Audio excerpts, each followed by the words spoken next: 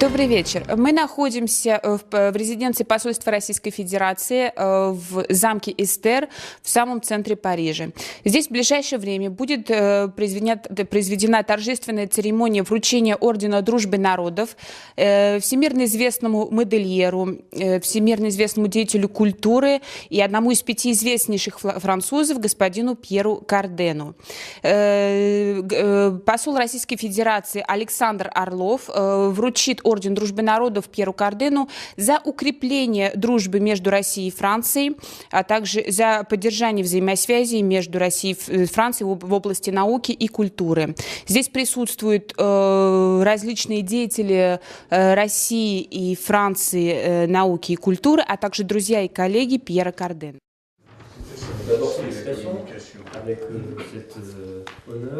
C'est une nomination, je suis très agréablement heureux de recevoir.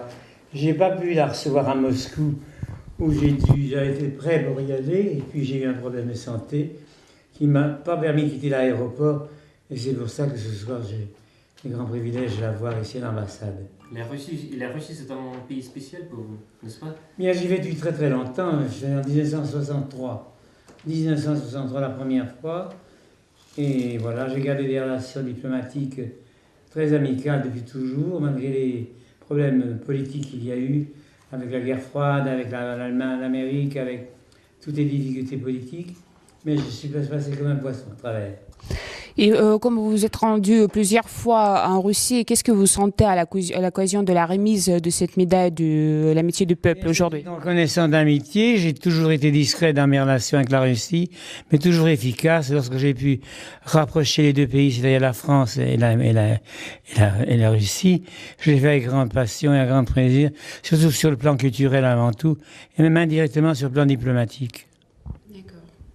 Et quel événement le plus significatif de votre vie que vous désignez maintenant, aujourd'hui?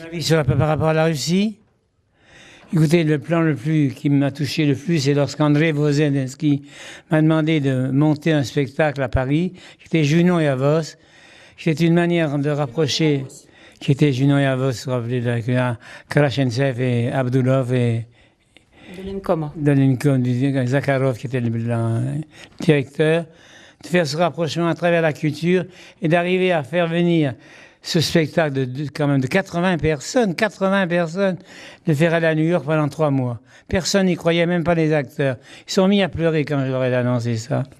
Je leur ai dit, je vais essayer. Finalement, j'ai fait la première à New York avec quand même 80 acteurs. On a resté 3 mois à New York. Et on a eu toutes les ambassades de Washington qui sont venues pour la première. Enfin, j'ai fait un travail énorme de diplomatie discrète. Et à votre avis, pourquoi les modèles de haute couture et de prêt-à-porter toujours sont très populaires chez les amateurs de mode hier, aujourd'hui? C'est-à-dire, c'est pas tellement la mode, en fin de compte, qui m'a fait connaître en Russie. C'est mes relations avec ce que j'ai fait avec Maria Pleziskaya, avec Chedrin, avec Abdulov, avec tous les amis russes que j'ai rencontrés là-bas. J'ai fait beaucoup de relations diplomatiques à travers le spectacle particulièrement, et la mode évidemment, puisque je suis une image de mode.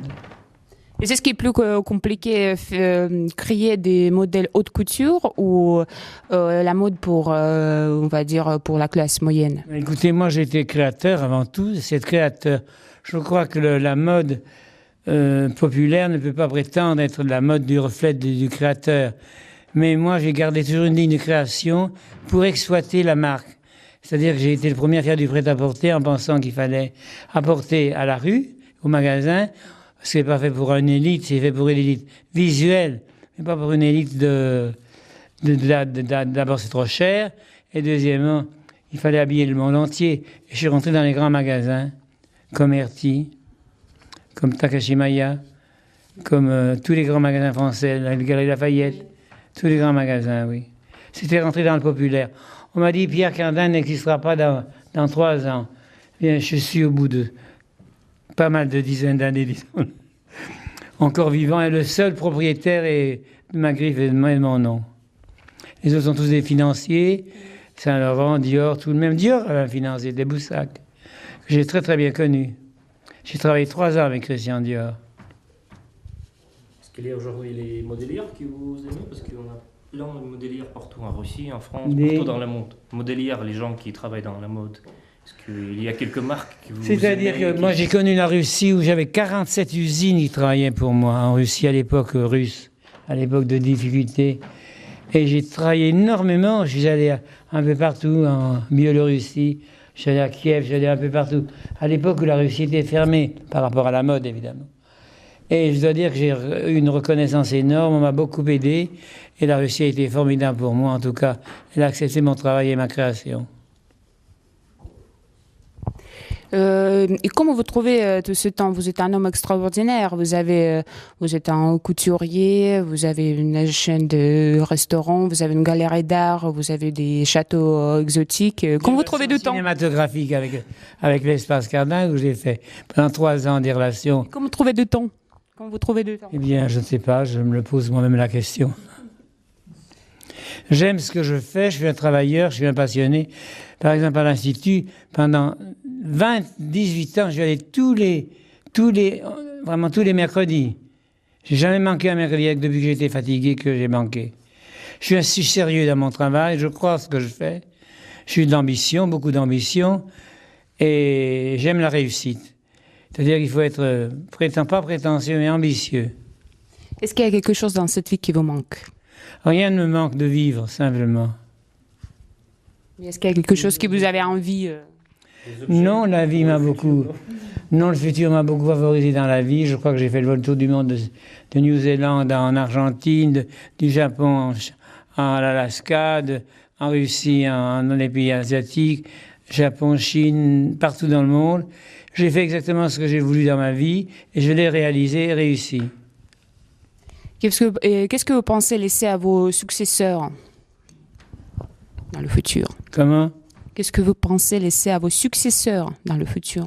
Oh ben, il y aura toujours un successeur, ce ne sera pas le même talent, évidemment. Mais après tout, ma carrière est longue, je n'ai pas à me plaindre. J'ai commencé très jeune chez Dior, j'avais 20 ans. Après Dior, j'ai fait ma maison. Et quand même, vu mon âge que vous connaissez, c'est une longue carrière. Merci beaucoup, Monsieur Cardin. C'était Екатерина Юркова pour l'agence européenne d'information Euroinfo.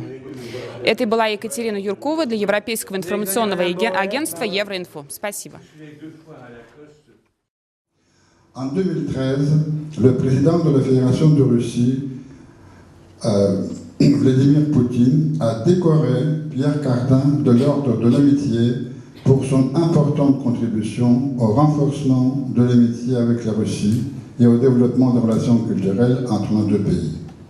Alors aujourd'hui, j'ai cet honneur, au nom du président de la Fédération de Russie, de remettre cette haute distinction à cher Pierre Cardin.